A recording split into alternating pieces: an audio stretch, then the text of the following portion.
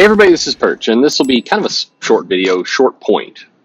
I put up the interview with Mark Miller, and I've got a couple others. There's one that will go out relatively soon with Dan Panosian, and as I look back on the interviews, including the interviews we've done with people like Sean Murphy, Jeff Thorne, etc., and Ron Mars. Actually, Ron Mars almost makes the point better than anybody. Um, and Jim Zub is another one. So I'm going to use both of them actually for a second. So uh, when you listen to the interviews that we do, by and large, unless we wander into the topic of social media and cancel culture and everything, which we usually talk a little bit about that, but the interviews are fairly well liked on this channel. And I think one of the reasons is the majority of the interviews is about comics. You could be a hardened Trump supporter or a diehard Biden supporter or anywhere in between. You could be a completely agnostic to all politics person. And many of the interviews most of the content lands really, really well. When the Mark Miller interview went up, one of the common comments was, wow, this guy seems enthusiastic about comics. Seems like he loves comics. It was really great to hear, really refreshing to hear. When Jim Zub came on, you heard similar. You get this guy is clearly loves what he's doing. He's enthusiastic, and that is one of the things. I mean, Zub just gets you excited about anything that goes on. Similar with Philip Kennedy Johnson, Jeff Thorne, who several people point out like, hey, that guy on Twitter is a jerk to me or whatever happens to be. He still sounds like he sounds like he loves comics. What a great He's a very, very popular guest on the live streams when I would do them. Ron Mars is the best example in many ways because he does have a reputation on Twitter. He does have, he spouts off and will go after people there. But in the interview, it was pretty solid interview about loving comics, about kind of the magic of all the things you can do in comics. This came through. And so several people had, written and also commented in the comments, but also wrote in saying, wow, it was just, it was really kind of a couple things. It was really surprising to get such an enthusiastic, thing about comics. My impression of Ron was from Twitter, having fights with Comicsgate. And so it was like, oh, that was really nice. But every single time, people who are, listening to the interviews, listening to the channel, as the person being interviewed talks about the love for comics, the experience of comics, writing comics for decades, all these pieces, the magic and the joy and the happiness, the smiles of comics, it resonates really, really well with people. Now, granted, eventually you can get into kind of, oh, this person's social media behavior, what this person said about this political or whatever it happens to be. There's that segment, but by and large, I think almost very few guests. I think Gabe was maybe an exception, but very few guests. The interviews do not have those things in the comments. Generally, it's wow, it's nice to see somebody who loves comics.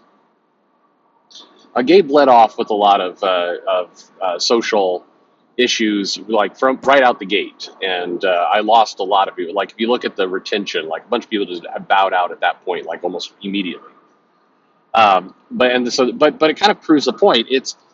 I get this comment from creators and from editors, and they're like, how do we promote comics? How do we get people engaged in comics? How do we successfully navigate the social war, the current climate around politics and everything else? How can we do that and keep our viewers, keep people engaged? How are we supposed to do it? People say, confused and frustrated. And my answer to that is, I'll rip off the Screen Rant guy. It's actually super easy, barely an inconvenience. Just talk about loving comics. You're good. You actually don't need to do any kind of crazy stuff. You don't need to jump through any weird hoops. You don't need to somehow. It's the trap is in the wording. How do I successfully navigate all of the different social topics? How do I successfully kind of thread the needle? All right, if you're talking about it that way, you're thinking about it wrong immediately out the gate. You don't. That's the answer. You stick to the topic. You stick to comics. You stick to how much you love them. You stick to the dramatic, vast, amazing history of comics.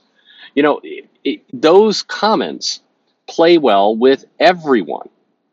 It doesn't matter who you voted for. Let's say again, you hate Trump. You post regularly that Comicsgate is a hate group. You're very like the right wing is bad and must be destroyed. What do you can't comment anything where the person's like, I love comics. I'm here for comics.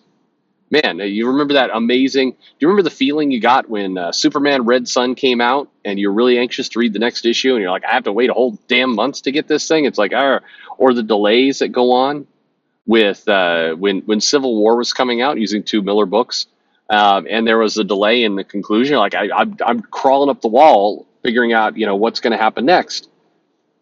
Doesn't matter what side you're on. Now let's say you huge Trump supporter, hate Biden, whatever else, you just the liberals are taking over, woke culture, all the rest. Somebody coming in talking about these amazing comics and the enjoyment of writing these comics, even if you didn't love that particular comic. Because there's people who are getting like, I don't really care for Miller's writing on some of his books, but God damn it, that guy loves comics. It comes across. All you have to do is steer to your North Star is, this is going to be shocking, the business that you're in. Literally what you are paid to produce. That is your answer. Show enthusiasm, show excitement for the thing you are paid to do, and you tend to win over everyone. All factions. You don't need to worry about threading the needle with politics. You don't need to be like, I got to be careful not to step into the social culture war. You don't actually need to be that careful. You just have to stick to what you're making. If you stick to what you're making, then everybody is happy. Tends to work out for everyone. Everyone comes along. I think the insanity is that I think people have tricked themselves into believing that they have to weigh in. If they don't weigh in, then they're bad, or that somebody's going to get after them, or their fan base is going to expect them to say or do something. And the answer is actually no. So what's the secret? If you're a publisher, if you're DC Comics and you're thinking, how do I run my social media more effectively? How do I get more people engaged in it? Well, here's an idea. Celebrate what you do day in, day out. It's not really even avoid certain topics. It's highlight the core. The core is comics. If you're DC Comics, and this will, I know people will disagree with this. If you're DC Comics, you don't need to weigh in on the George Floyd shooting, or death, not shooting, death. If you don't need to weigh in on the George Floyd situation at all. Are you making a comic about George Floyd? Then by all means weigh into it. But if you're not, don't weigh in. Let it go. Likewise, you do not need to weigh in on how on January 6th and whether it was fair or unfair. You don't need to weigh in on the impending encroachment of China. You don't need to do any of those things. All you need to do is simply, and for Marvel and DC, it is literally the easiest thing for you to do because you have miles of comics. You have decades of content to talk about. You can show up and you can pretty much say, hey, remember that time in Contest of Champions? Remember that time? Remember that time when, the Hulk had to hold up the mountain in Secret Wars? Remember that time? That's all you have to do. You can live off member berries, if you will. You can just live off what you have made. You've made so many comics that if you're, say, the Marvel account, you can do the easiest thing in the world. You can just go, hey, on this day, back in 1973, Spider-Man, punched the Sandman right in the sandy junk. It was pretty crazy. Like you can just live off of what you have made forever. But the secret, I say this, some of you are like, I don't get this video. Yeah, duh. You're right. Duh. It is one of those duh moments because it is. This entire thing is incredibly easy. And like I said, people will message me on a regular basis saying, how do I properly steer this thing? don't get in the car in the first place. Pretty easy. Just stick to the love of comics and you're golden. Again, look at the interviews.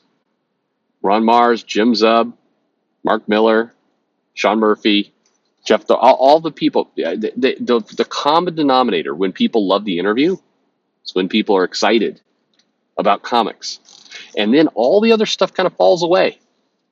And there are still some people who are like, I won't support Ron Mars because what he said on Twitter. But those people sounded a little crazy, to be honest, in the comments. They didn't sound, bolted in because the majority, that interview was by people are like, the more common one was, wow, it was nice to hear a guy. I wish he would do this on Twitter more often. It just sounded like he loved comics. Exactly. That's the key. If you do that, it's remarkable how many people start to forgive whatever crazy past sins they think exist. Whatever kind of strangeness went on Twitter, coming on, being enthusiastic about comics and pushing on that, magically, everybody comes on board. That simple. Thanks for listening.